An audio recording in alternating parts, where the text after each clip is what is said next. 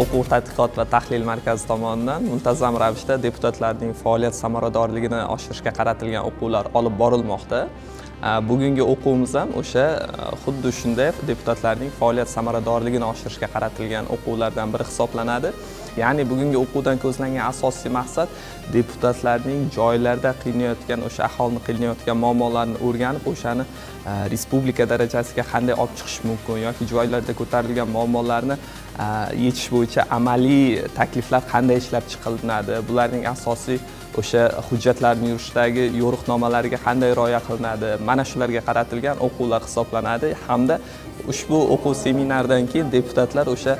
yangicha yondashuv, hozirgi kundagi aholini salohiyatidan kelib chiqib, yangicha yondashuv asosida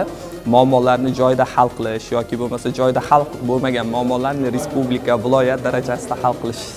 bo'yicha amaliy ko'nikmalarga ega bo'ladi.